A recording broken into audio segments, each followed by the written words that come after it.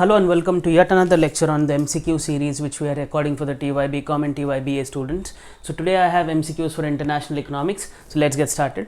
So the first question is, the highest authority of WTO is, the first option is policy review body, the second is ministerial conference, the third is dispute settlement body, and the fourth option is all of the above.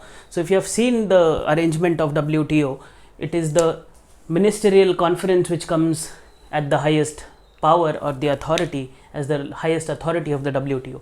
So the correct answer is ministerial conference. Yeah. So let us move to the second question which we have here. Which of the following is, or which of the following are intellectual property rights or IPRs? Yeah. So they might use the short form also. So which of the following is or are intellectual property rights? The first is trademark. They might write TM in and only give it to you. Then the second is copyrights. They might add a C in a circle, that is the notion for copyrights. Then you have option C, layout design, and the third and the last option is all of the above. So if you have seen IPRs, these are all the different types of IPRs which we have. So the correct answer is all of the above. Yeah, all of the above. Let us move to the third MCQ here. The third MCQ is talking about agreement on agriculture of the WTO. Yeah, so the question is, the agreement on agriculture or AOA was introduced in which WTO round? Yeah, which WTO round? It is asking you in which WTO round it was introduced. So the options which we have is are London round, then we have Uruguay round, then we have Paris round, and the last option is none of the above. So the agreement on agriculture was introduced in the Uruguay round of the WTO. Yeah, so the correct answer is Uruguay round. So whenever you see the term agriculture, the agreement on agriculture, that particularly means Uruguay round. Yeah, we are talking about Uruguay round. The next question is about foreign direct investments or FDIs are reported under which account? Yeah, which account of BOP? So they have given current account, capital account, savings account, and none of the above. So the correct answer here, if at all you have seen, FDIs are usually recorded under capital account of BOP. Yeah, capital account of BOP. Let us now move to the fifth MCQ, which is again an interesting thing. India's foreign exchange includes, or India's forex, capital they might write FOREX, includes what? So we have gold, foreign currencies, SDRs, and all of the above. So the correct answer here is all of the above. All are included in India's foreign exchange reserves. Yeah, foreign exchange reserves. So next question, let us move to the next question. The question is, what is the long form of SDR? Yeah, what is the long form of SDRs?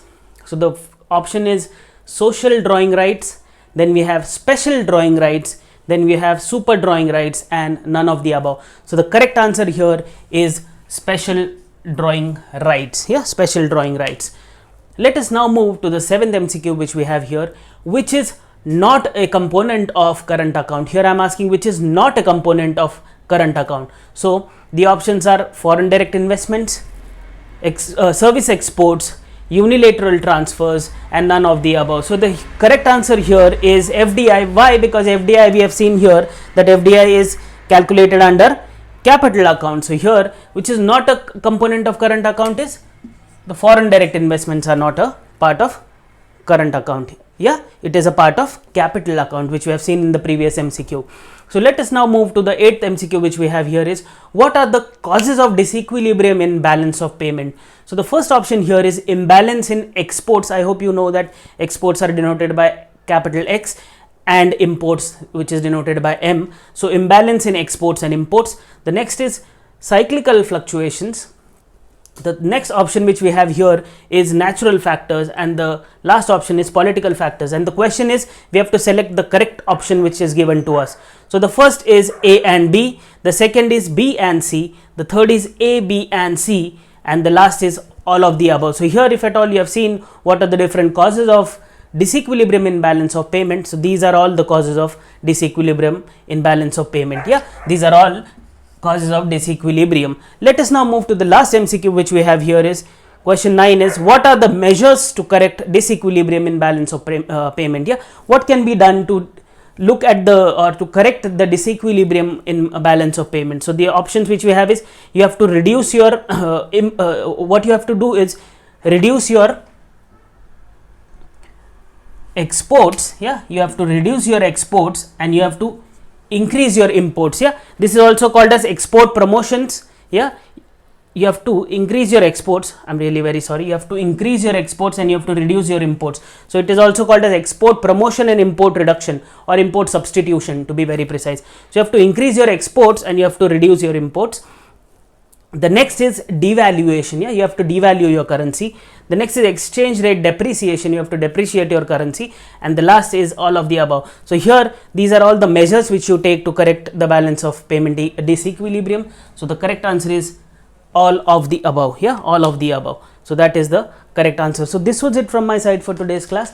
I'll be uploading more videos related to international economics, banking and finance, as well as growth and development. So please stay tuned. Thank you.